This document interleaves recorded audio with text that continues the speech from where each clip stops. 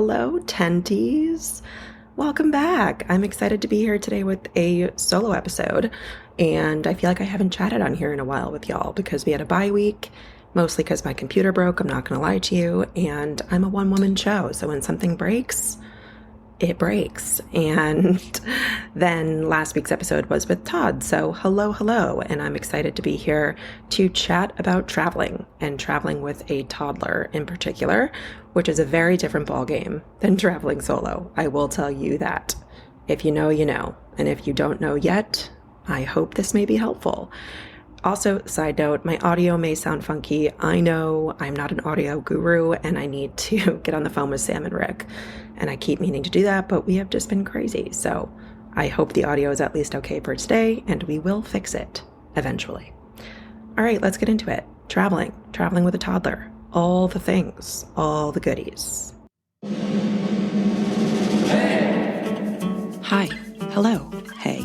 And welcome to my tent, a place to hear life experiences, different opinions, a range of journeys, and a viewpoint different than our own.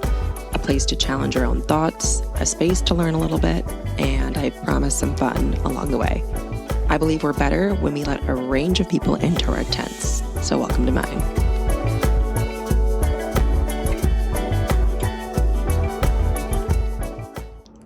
All right, y'all, so we just got back from a week-long vacation in Flagstaff, which was amazing.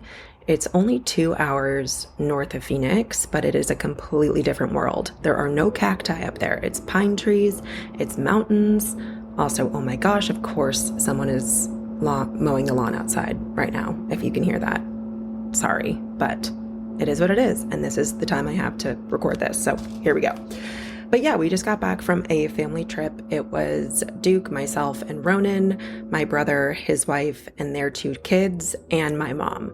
So it's 5 adults and 3 kids under the age of 6 in a house, which was a little chaotic, but in the best way. And it was the first trip that we have taken with Ronan that was that long. We have done overnights and a couple days stays here and there, but that was also when he was much smaller, and it's actually a lot easier to travel with a baby when they're not mobile.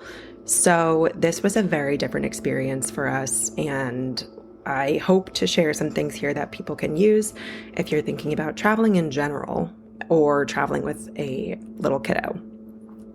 I also do want to say that this is just my opinion, take it or leave it, but someone also said to me, well, you're not really on vacation, you're on a trip, because we were with our son. And they were basically saying that it's not a vacation because it's not relaxing. And I don't really align to that. First off, I would never want Ronan, either when he's old enough to understand or old enough to look back at some of the ways that I talked about this at that time, for him to look at that and say, oh, my parents only have fun on vacation when it's not with me. Yes, is it a very different type of vacation when you're with a 1-year-old and 2 other small children? Yes. But I still consider it a family vacation. I don't want to call it a trip. I don't want to make a differentiation between the two. There's a beach vacation or a family vacation or whatever type of vacation, but I am not going to make that differentiation and say this was a trip, not a vacation, because it was most definitely a vacation for Ronan and for the kids. And I want them to always feel like everything is the same for the whole family. Anyway, that's just my 2 cents. But preparing for this trip, we had to do a lot to ensure that whatever we brought there was stuff that he needed, that we weren't going to forget anything. And for general packing, I actually have a couple different tips. And the way that I think I'm going to structure this episode is the general things that we packed and how we packed them, what we found really helpful, some thoughts on the way that everything panned out, and then the things that I wish that I had done or purchased before we left now that I'm back and in hindsight. So the general stuff and the way that we packed was, I'm a huge fan of packing cubes. And usually Ronan and I will share the larger suitcase, and Duke then takes the smaller one for his stuff. So I pack all of Ronan's things in mine, and separate them out by packing cubes. You can also get a lot in there and zip it into a more compressed space. So it's a space saver, and it's a good way to separate out the clothes from mine versus his. I also have a makeup bag that has a bunch of different compartments that you can unzip in different ways. I can link this all also either in the show notes or on Instagram, but I like to get little knickknacks like that keeps all of my stuff in a compartment, and it is easy to zip together and tuck in the corner of a suitcase and all that jazz. We also opted to bring the Duna trike with us. So the Duna trike is this collapsible little tricycle thing that we can push, but it really does fold up to a very small surface area. So I was considering bringing our big ass stroller, but that thing is so heavy and takes up so much room. And since there was only so much space we had in the car, I wanted to do a space saver by bringing something that was more compact. He loves that thing. I also know that there's a bunch of travel strollers. So depending on what type of vacation that you're going on, for us, we knew we'd be doing some walks here and there, but we're not going off-roading or into crazy terrain by any means. So the smallest travel mechanism possible was the best option for us. And then while I was packing, you can also pack into hats and shoes.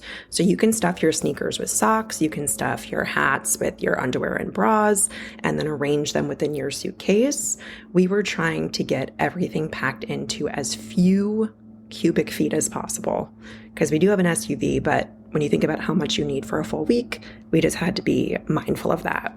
I also made sure to get plastic bins for Ronan's things. So we separated out snacks for him that we were going to be bringing, and his cups and some of his bottle parts, and we made that into its own little container so we could also just keep that on the counter, and everyone knew that was Ronan's little bin of stuff, and it kept it out of the way and organized and a little bit more sightly. So we did have some plastic bins that we used to just put some of his stuff in, so it was out of the way and easy to find and use. For toys, we didn't bring too much, actually. We knew that we were going to be doing activities as the fun rather than sitting in the house and playing with toys, but I tried to bring things that were interactive. So we have this interactive book that makes sounds, and it's pretty compact, but there's a lot of different pages with a lot of different sounds on it, so it keeps them entertained for a little bit longer than your average toy. In retrospect, I also brought this little stacking thing with a bunch of tiny pieces, which was not a good idea because the pieces went everywhere and then we lost a few of them. So I have 0 out of 10 would not recommend bringing anything with small pieces, but bring things that are a little bit more interactive and are more compact if you can. We opted to bring his Nanit and his sound machine. We don't have a travel option for either of those. I don't find each of those particularly large because they're not. They're pretty easy to pack, and it's what he knows. I'm not about to go buy some travel one just for the few times a year that we're going to use it. I'd rather just pack little travel stands and the Hatch sound machine and use it when we get there because they're pretty easy to reconnect to anyone else's Wi-Fi. So we opted to bring those as the ones we use at home. I will say, though, I left myself 75 different notes to remember them because I feel like I wouldn't have, because he was using them into the morning, and I could have easily just forgotten to take them with me. So I had to leave myself Post-its all over the house to say, remember the Nanit and remember the sound machine. Checklists were really helpful for us. So I do this also for my own personal stuff because I have been on trips before where I have forgotten contact lenses, which really sucks, or forgotten a phone charger, or forgotten your computer charger. So I separate out a checklist for packing for both myself and for Ronan. It is clothing, So that's going to be everything that you need in terms of clothes for the week. And then I do toiletries and make sure I write down everything, including my contact lenses now. Electronic, so I put in anything that I will need tech-wise, whether that's the physical device or the chargers. And then I do like a miscellaneous. So if I want to bring books or if I want to bring needlepoint or knitting, I put that in the miscellaneous category, and I quite literally check things off as I pack them, because it really helps me not forget anything, especially with Ronin stuff. It's a huge thing for me, because if I forgot certain pieces of whatever, including the sound machine or something, we would be SOL. So checklists are really, really, really helpful. In terms of the place that we stayed itself, I really thought the Airbnb that we had was the way to go. So for a longer trip and for something that we knew that we would be spending a decent amount of time in the house for, I was really happy that we went Airbnb over a hotel. First off, because we all wanted to be together and the whole family wanted to spend time together, but it really allowed space for Ronan to retreat if he needed to. So he had his own room, his own space, and that was something that turned out to be really helpful. I'll expand on that in just a few moments, but it was really, really nice also to be able to have laundry. So for me, yes, but kids get so messy and everything gets destroyed. So I packed enough for him, but it was really helpful to have the laundry machine there just to toss in loads as we went. In the off case, he was rolling around in dirt, which he did, or getting food all over his clothes, and a really nice fridge and kitchen so we could make sure his snacks were all there, his milk's there, we could wash his bottle parts easily. I really felt like for us, the house was the way to go, especially for something this long in length. So if you're thinking about traveling for a longer time in general, I feel like an Airbnb or a VRBO or whatever would be a little bit easier than trying to manage life in a hotel. We really felt like we actually just moved into a house for a week rather than being in limbo with a hotel room that may not even have a sink or a little mini kitchen or a fridge. So the house was really helpful in terms of that. And then just space for all of us to hang out and run around. I will say that the house was a little unchild-proofed, which I don't blame them for by any means because it's a Airbnb, but Flagstaff is a mountain town and this house was built into a hill, and there was 3 sets of very steep stairs and there was 24 stairs apiece. So we were having to move furniture to cover the openings of the stairs because Ronan is fast and he is curious. And even my nieces, who are almost 4 and 6, it was a little terrifying for them to even be around those stairs. So that was the only thing I felt like was a little scary because we couldn't turn our back for 2 seconds. Someone always had to be watching him. Whereas in our house here, everything's baby-proofed and gated. So I can walk into the kitchen and get water if he's sitting in the living room, knowing that he's not going to be able to climb up on the stairs and fall down them. And the cabinets obviously were not baby-proof. So Ronan's in and out of the cabinets. He's trying to get underneath the sink. So it was just an extra layer of having to run around after him. But again, I can't expect a house that's supposed to be suitable for a lot of different people to be completely baby-proofed and gated and whatnot. So that was just the one caveat, but I'm still happy that we were in a house over a hotel. We did go to the grocery store when we got there, but I did make sure that we had a ton of different food for Ronan, yogurts and pouches and bars and milk, just because in the off chance that we weren't able to get to the grocery store super quick, I wanted to have some stuff for him. I just put it in a little cooler bag. And then once we got there, we did a full grocery shop and got him more stuff. And we made sure to pre-scope out where the drugstore and the grocery store was, just so we knew when we got there the lay of the land and what we needed. Again, I'm a big list person, so even when I went to the grocery store, I had my list to check off just to make sure we weren't doing a bunch of different trips, but it was close. So at the end of the day, it really wasn't a big deal if we had to go back and get something, but that's just very, very helpful, and a full kitchen to have on hand, because also kids decide they like something and then the next day they decide they don't. So options are always very good. All right, now some thoughts on how this trip went, because like I said, this was the first one that was an extended length, also with a toddler. We've traveled before when he was very young, 2 months and 3.5 months, and they're immobile and they don't really do much other than sleep and poop and eat. So they're actually a lot easier to manage than entertaining and keeping a 1-year-old or a almost 14-month-old happy. I was just surprised by a couple different things that I had to work throughout the course of the week. And one of those was managing my expectations of him. I think that we also over-expect things from young kids, and we want them to fit into a schedule and a routine. And that's hard enough as is when you're in your own house, in your own space. But I found when we took him out of that and subjected him to a completely new element, that he was really off for about 3 full days. He was extra cranky, extra tired, but not wanting to go to sleep, going on eating strikes and napping strikes and sleeping strikes. And it's not his fault by any means, but I really had to adjust my expectations there because I was having to manage a little bit more emotion from him than I typically do, and trying to figure out a way to get him to feel safe and secure, especially sleeping in a new room and sleeping in a new space and being around a lot more people than he's used to 24/7.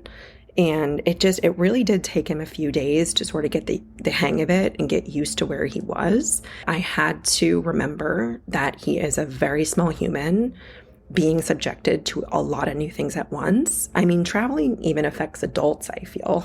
Think about it when you're on a big trip or going away or air travel or car travel. It's hard on anyone. So I just had to remember that he will get through this, he will adjust, and in the meantime, just supporting him as it will. And in that similar vein, shit will go wrong. This is going to be for any trip, whether you take that with a kid or not, whether that's travel delays or you hit traffic or you forgot something. Things are going to not go to plan. And especially those first couple days where he was just completely off, it was very hard to gauge when he would take a turn and immediately need a nap. And we were wanting to go out and do activities, and it was a little tough to gauge, okay, do we have an hour or do we have 4? I just had to sort of say, let's go and see what happens, but have an exit plan. That was really big for us. So there was one night at dinner where I knew we were pushing it on bedtime. And I told Duke, we need to make sure we drive our car with his car seat. And you know what? If he starts to freak out and dinner's not even there yet, whatever, they'll bring it home for us, swoop him up, get him out of there. We always tried to find an exit plan of everyone really wants to do this, but we can try. And in the case of X, Y, and Z, we can either leave or we know that there's a spot that we can go to where we can get him food or water, whatever the case is. We tried to have exit plans because I don't want to subject him to having meltdowns in public if we can avoid it. What I also noticed was some things regressed, especially in those first couple days, but throughout the course of the week. And the only thing that I can attribute it to is him searching for comfort.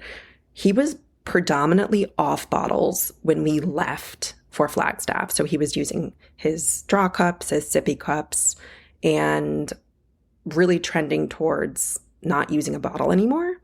But we brought them just in case, which I'm very happy we did, because he regressed completely and didn't really want a sippy, only wanted bottles, which I had to roll with. I'm not going to make my kid starve just because he was once on sippy cups and now doesn't want to.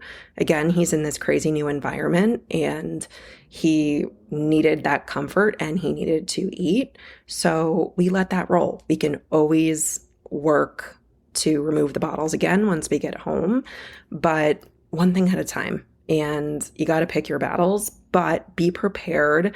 That's, just one example. Be prepared if your child has recently maybe done something and gone off of a pacifier, for example, and you go on vacation, maybe bring one. But that's up to you. Obviously, that's how you want to handle that. But he did have some regressions with eating and sleeping. So his sleep was a mess for pretty much the whole time. which I completely understand because his room was very bright and the pack and play is much smaller than his normal crib. We also are used to sitting with him in a rocking chair, rocking him down, putting him to sleep. And the only other thing in that bedroom was a bunk bed. And so we were having to kind of finagle our bodies to try to get him to go down. And I think he was just way too out of sorts to figure it out. And there was numerous nights where he was up for 3-4 hours at a time. And that's just, it is what it is. We either tried to sleep with him or rock him back down. We did all of the things, but back to the expectations conversation, we will be able to get back on track. And if that's not right now, it is what it is. We wanted to travel with him. It's important to us, so we will deal with it. And it won't be like that forever. That was something that I was reminding myself of, especially because we were there with almost a 4 and 6-year-old, where my brother and sister were once us with this tiny kid or tiny kids. And you get more freedom as they get older, and it does go fast. And I know one day he will be that 6-year-old on vacation who is able to be a little bit more communicative and a little bit more adaptable. But for right now, that's not it. And that's okay. And it's all good. One thing I also find important in life in general is there isn't much that you can't figure out. I was getting really stressed out when he was on this eating strike, all of a sudden decided to despise the foods that he had loved the day prior. I said, you know what? There isn't much we can't figure out. Let's see if he'll eat these mashed potatoes. He really has never had them, but fine, let's try it. And guess what? He ate the whole thing. So don't be afraid to try new things, and your kid will not starve. That's the thing I also kept repeating to myself is if we continue to offer him things, he will eat something. It just may look a little bit different. He snacked pretty much all day long, which is fine as long as he's getting his food and he's happy. We figured it out and it's all good. That's sort of some of the thoughts on what happened during the trip. And in retrospect, I do wish I was a little bit more chill. But now I know this was our first pass and you're going to learn something new on every trip you take, whether it's with yourself or with your family. And now I know that kids are more adaptable than we give them credit for, but we can't ask too much of them. And for what it's worth, Ronan actually did great. And I think he had a ton of fun, especially with his cousins. There was an awesome rooftop. He really liked exploring and he got dirty and touched things and saw nature, and he had a great time. And I really am proud of him for how he showed up. And by the end, the last 3 days, he really was in more of a groove. And it was just really nice to have those memories together as a family. So I don't regret any of it, even though there were challenging moments. I'm really, really happy that we did it and he got to experience so much for a full week. There were There were a few things I wish that I had done or vetted prior to going on this trip. I've already mentioned this. I wish I had researched the house a little bit more and asked some of the questions, asked these questions of the Airbnb people first and asked them if they had baby gates.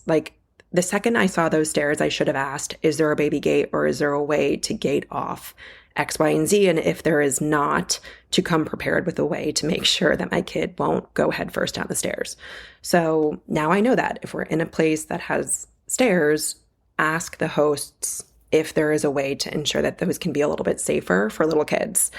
Same thing with if there is a pool or if there is a hot tub, because this did have one and it was up on the roof, and luckily it was way too high for Ronan to get up on.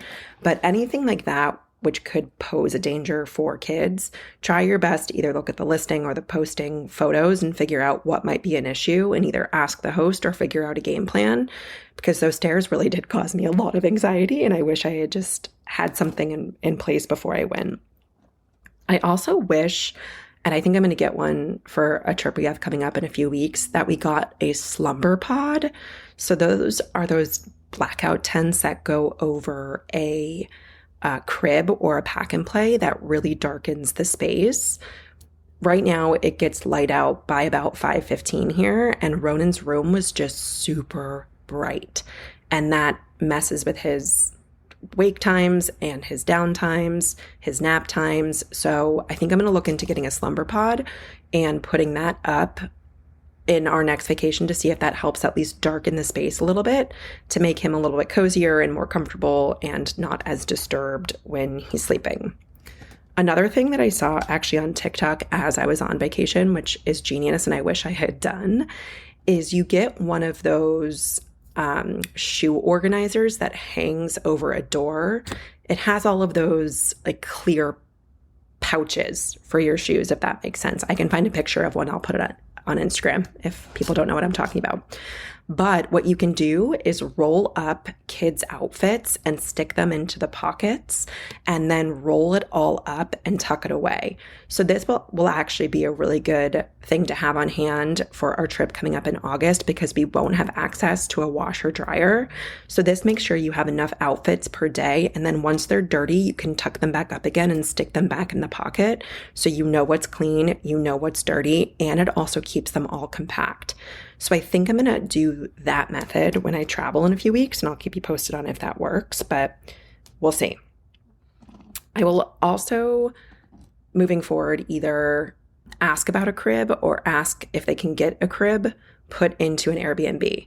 So we didn't ask that question knowing that we had a pack and play, but if they could get a full-size crib in there, I would have taken that over the pack and play because Ronan's just too big right now, I think, for that thing. It does the trick for a day or two, but for a longer trip, I should have asked the host if there was a way to get a bigger crib put in that room. So that's just hindsight's 2020, and that's fine. What else? I have this all written down. Oh, I should have also thought a little bit more about his room placement. So there was 2 levels on this house, and the middle floor is where we all ended up hanging out the most, and his room was directly off that. We did have his sound machine blaring, but the house was also echoey, and all the floors were wood, so the sound carried. I probably should have just thought a little bit more about where his room was placed. That would give him the most ample quietness. So in the future, just thinking about things like that and where he is actually sleeping, because kids are loud and my other nieces don't really nap anymore, and they were having fun, and there was just a few times that he was woken up because of it, but next time we'll maybe think about that a little bit more. Other tips and tricks I have, this is just based off previous experience, is if you are traveling by plane, which we are doing in a few weeks, we will be shipping things there that would be helpful. So I'll probably ship diapers, wipes, a couple different types of snacks. So we don't actually have to carry all that shit on the plane. We can carry just what we need for that day with us, but we don't have to have 72 packs of diapers and wipes and all of this extra stuff. We'll ship them there to have them upon our arrival. I'll make sure they'll get there about a week before we go and have it there so we don't have to worry about it on the back end. I also think what I'm going to do is probably ship a pack and play to my in-laws' house and have it there for Ronan, because we will be visiting in the future inevitably, but I really don't want to have to carry our entire pack and play across the country with me. So I think I'm going to ship one there as well. So it's there, it stays there, it lives there, and we don't have to worry about it. One thing that's also really cool is for our upcoming trip in August, we do need to get a rental car because we're flying into Indianapolis, and then we're going to we're going to drive to Chicago and see Duke's side of the family. And Duke was able to actually add a car seat to the rental car. I think it was only $10 a day more, but that way when we get there, there is a car seat installed and we don't have to travel with our car seat, and we can just put Ronan in that, drive him over, and return the entire thing as is.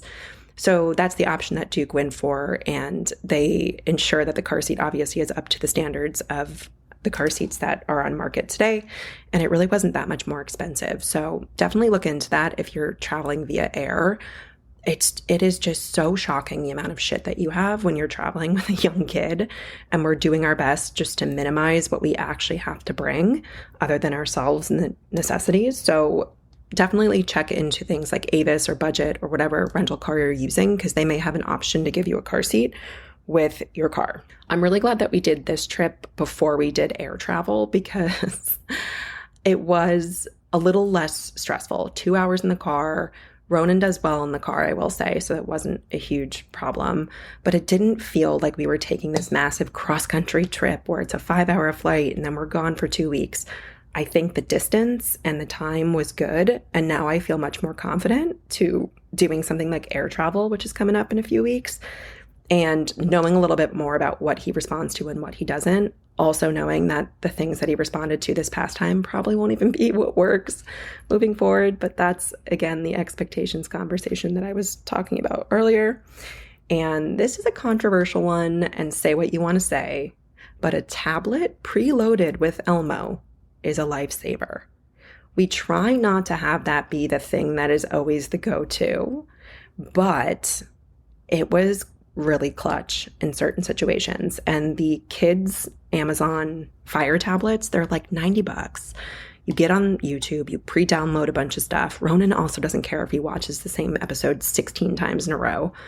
There were times where that's what we gave him, a tablet, and he watched an episode, and that was what we needed to do, and it worked.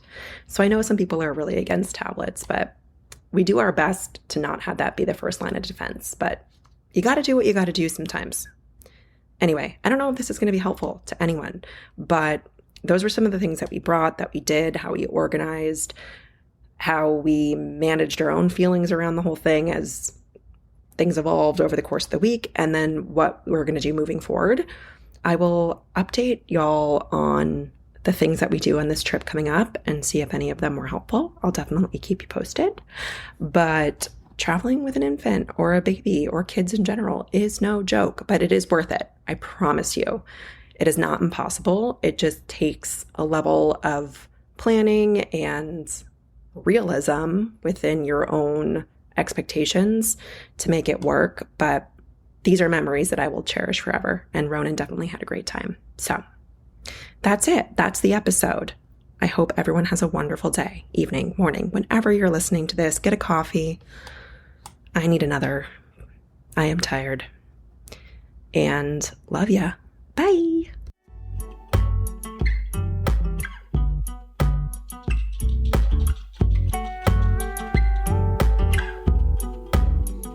Thank you for tuning in to the Welcome to My Tent podcast. I hope you had as much fun listening as I do recording. I am so happy to have you here, and see you next episode.